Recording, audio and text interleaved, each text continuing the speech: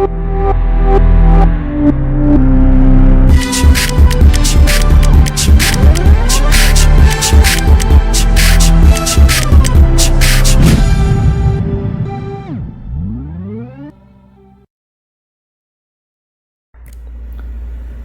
everyone. This video explains two short important lessons in writing. The first on page 460 is about sentences. So first, let us start with the definition of a sentence. A sentence or a complete sentence is a group of words that express a complete thought. So a sentence has 5 basic elements. It starts with a capital letter. Second, it has a complete subject, which is whom or what the sentence is about. Third, it has a complete predicate, which is the verb in addition to other words related to it. Fourth, it has a complete thought or meaning. And fifth, it ends with a proper end mark, a period, a question mark, or exclamation mark. Let's have some examples to better understand a complete sentence and what we're talking about. In these examples, I will just bold-face the complete subject and underline the complete predicate. And then we see if it has a complete meaning, if it starts with a capital letter, and it ends with the proper end mark. So, ravens in captivity can learn to talk better than parrots. Who or what the sentence is talking about? It's talking about ravens in captivity. So that is the complete subject. What about them? What do? They can learn to talk better than parrots, and that is the complete predicate. An easier way to identify the complete subject and the complete predicate is to look for the complete predicate first, since it is easier to recognize the verb in a sentence, and then we ask ourselves like, who's doing that verb, and that will be the complete subject.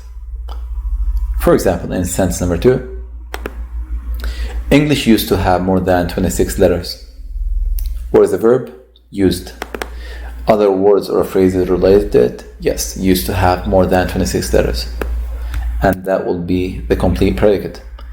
Who or what used to have more than 26 letters? English or English language, and that will be the complete subject. Third, my brother's best friend in college graduated. What is the verb in this sentence? Graduated, and that is the complete predicate. Who graduated? My brother's best friend in college. So that is the complete subject. If you notice that in the first example we have like the complete subject as a phrase, and in the second one word only. In the same way, the complete predicate, it can be a phrase, same as in the first example or the second one. And in the third example, it's only one word. So it depends on the verb itself. In the third sentence, graduated, by itself, it means that he finished school, he finished education. He graduated from college. So no need to say graduated from what or from where. By itself, it can be considered like complete predicate. Who won the first Nobel Prize? The verb won. Won what? The first Nobel Prize. So the first Nobel Prize is related to won, and that would be part of the complete predicate. Who won the first Nobel Prize? Whoever that person is, because that's the question itself. But whoever he or she is, it is replaced by the pronoun who, and that will be the complete subject. Did you call Dr. Smith in the morning? An easier way to find the complete subject and the complete predicate in this question is to change it to a statement, and that would be, you did call Dr. Smith.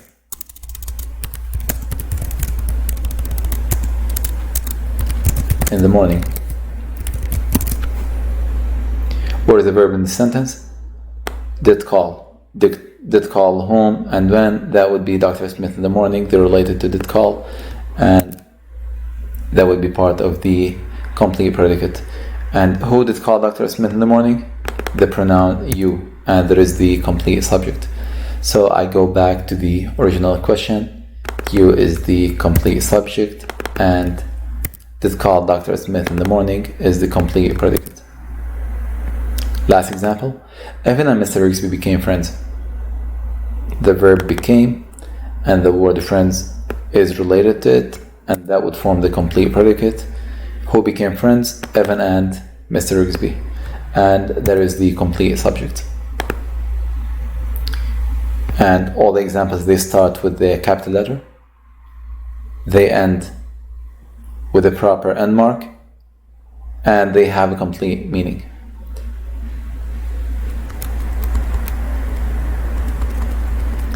Sentence fragment.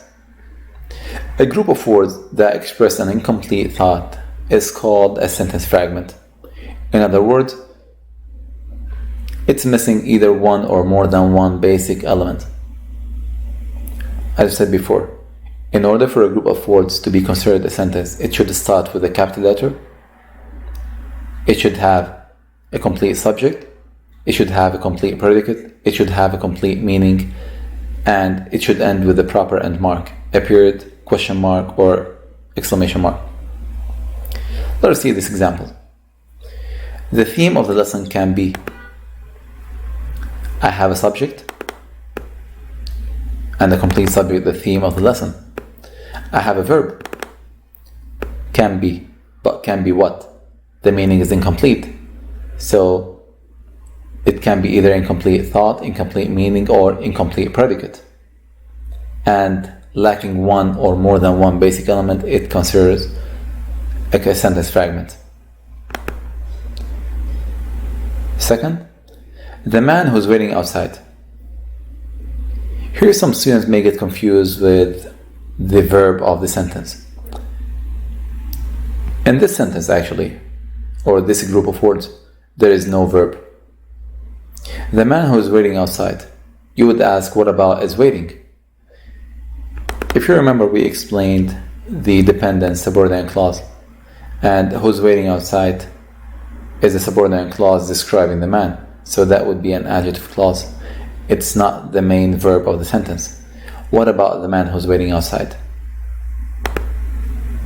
So it's missing a complete predicate. Third, before the movie started, I have a complete subject, the movie. I have a complete predicate, started. And the started doesn't need any other words to complete its meaning. But before the movie started, all of it, what happened? So the meaning is incomplete. Who rode the kite runner?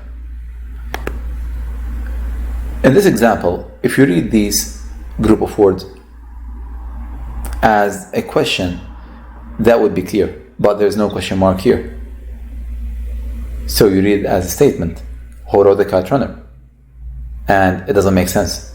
What about this person? What happened to him? So it's either, let's say, an improper punctuation or end mark, or incomplete meaning. The last example, increases your general knowledge.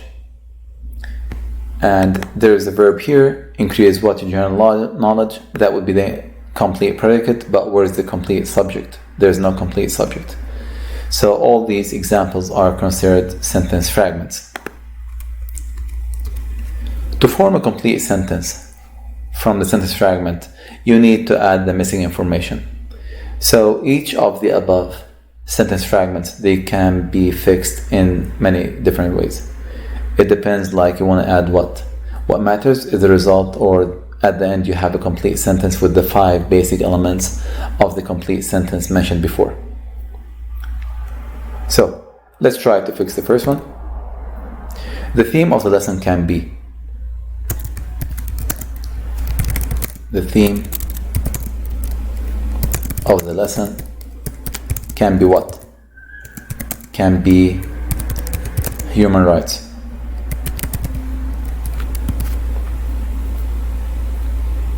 Now I have a complete subject, the theme of the lesson, and I have a complete predicate, can be human rights.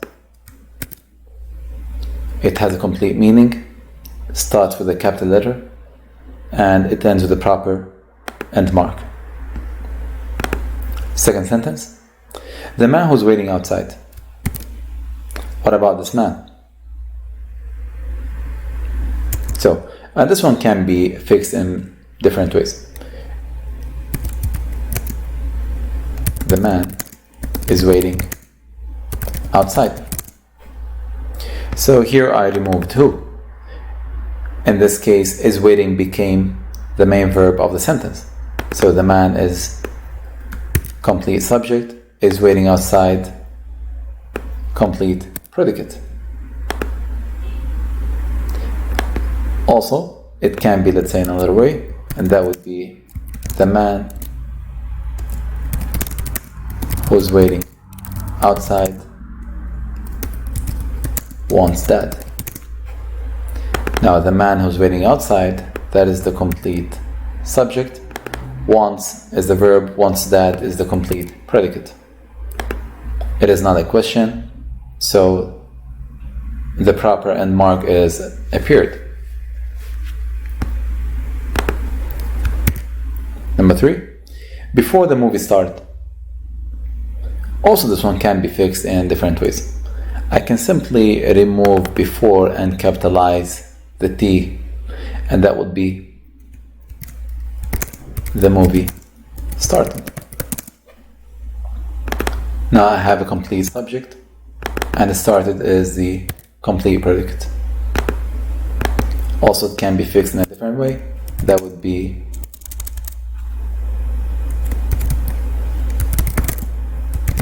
before the movie started, I bought popcorn.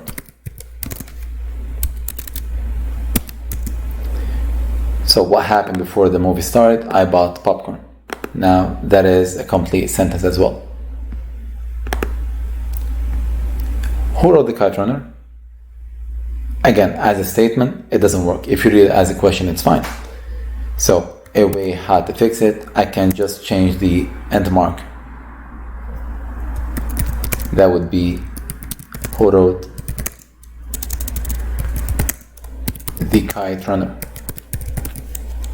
Question mark. Now that is a complete sentence. Or the other way how to fix it,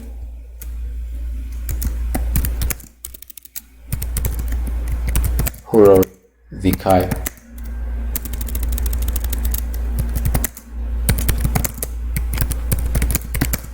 is Khaled Hosseini, the name of the author of this book.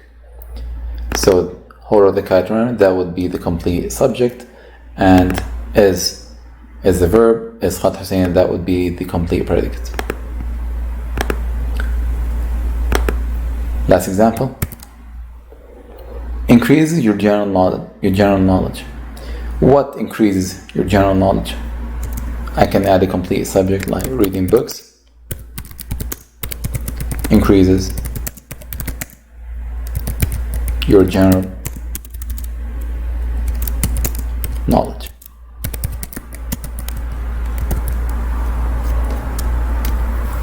Full stop at the end, and that would be a complete sentence as well.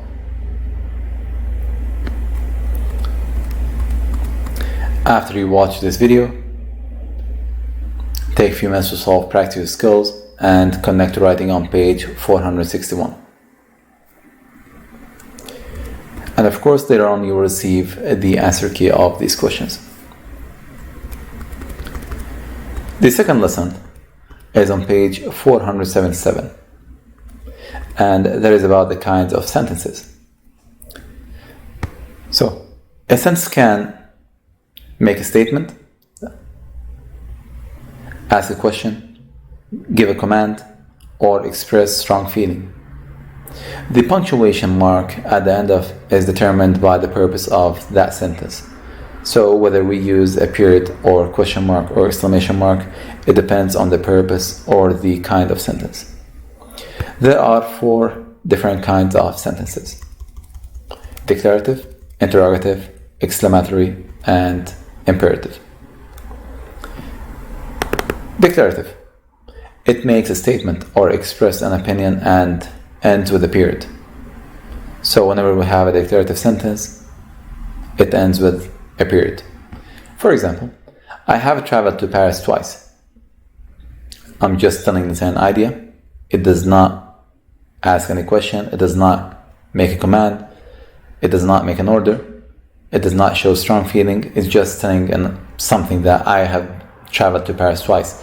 And that would be a statement, a declarative sentence, and it ends with a period. The second example, realistic fiction stories are more interesting than non-fiction stories. And there is an opinion. So also it ends with a period. The second kind of sentence is interrogative. And of course it comes from the verb interrogate, which is to ask a question. So an interrogative sentence asks a question or asks a question and ends with a question mark. For example, how is global warming related to deforestation?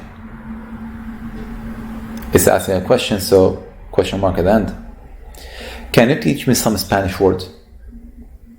Also, it's asking a question or asking for a favor, and that would end with a question mark as well. The third kind of sentence is exclamatory. Exclamatory sentences express strong feelings and they end with an exclamation mark. An example, oh no, I forgot my passport at home.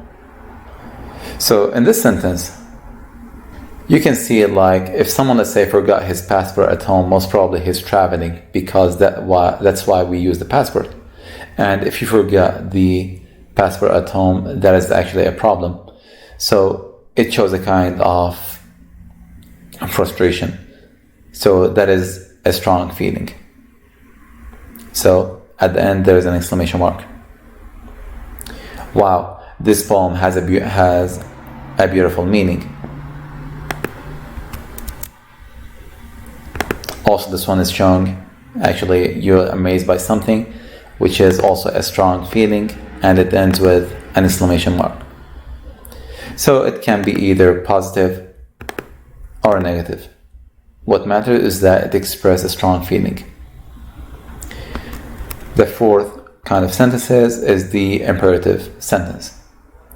And it makes a request or it gives a command and ends with either a period or exclamation point. For example, submit your research by next Monday. This one simply, you're asking someone to submit, you're asking him to do something. It's a command, it's an order. Submit the research by next Monday. At the end, period. That's it. Whereas the complete subject, as we mentioned in the previous lesson, it is implied you. I'm asking you to submit the research by next Monday. Let's write the subject here. Implied you. You may ask, like, where's the subject in this sentence? How come it is a complete sentence if it doesn't have a subject? Remember, we explained that before. And in an imperative sentence, the subject is always implied you. Now, the imperative sentence does not always start with a verb, but most of the time it does. Another example, leave the building right now. Also, this sentence starts with a verb, and the subject is implied you. But at the end of the sentence, we did not put a point. We put an exclamation mark. Why is that? This sentence, it means that there is something in danger right now. Leave the building right now. So it's either expressing, let's say, something dangerous or frustration, and someone, let's say, wants the other person to leave the building. He doesn't want to see him anymore. So in both cases, whether it's in anger or, let's say, danger, they're both strong feelings. And strong feelings that would be kind of similar to the exclamatory sentence, but since you're asking someone to do something, you're giving a command, that would be imperative.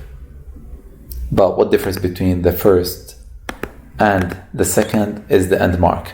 But they're both considered imperative, and the subject is implied you. Even if you mention the name of the person you're addressing, still the subject is implied you.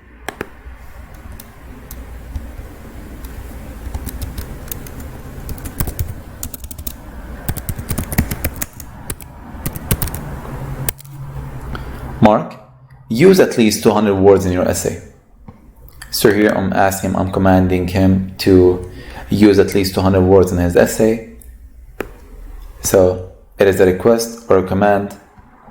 It is considered an imperative sentence as well. Kindly send me an official job description. Words like kindly and please, they show politeness, and they're considered adverbs. And it is not, of course, the subject of the sentence. Also in this case, the subject is implied you.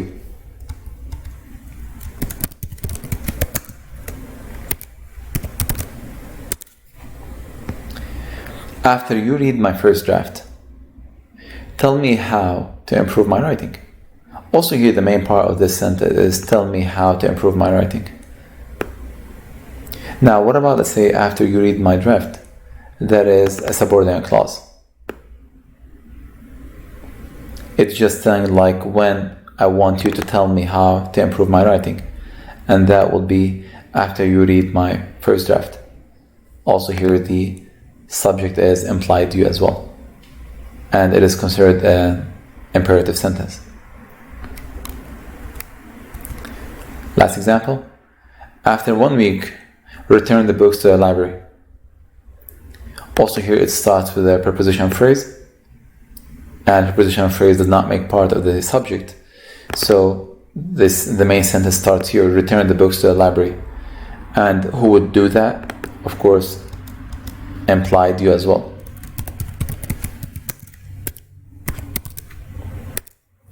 So the imperative sentence does, most of the time it starts with the verb, but not all the time. So make sure that you understand that it is making a request or an order or making a command. And the only thing you have to find out whether it ends with a period or an exclamation mark. If it shows a strong feeling, but at the same time it is giving a command, you use the exclamation mark. After you finish this video, please go to solve, practice your skills, and connect writing on page 478, and you will have the answer keys later on posted. Thank you very much. Good luck.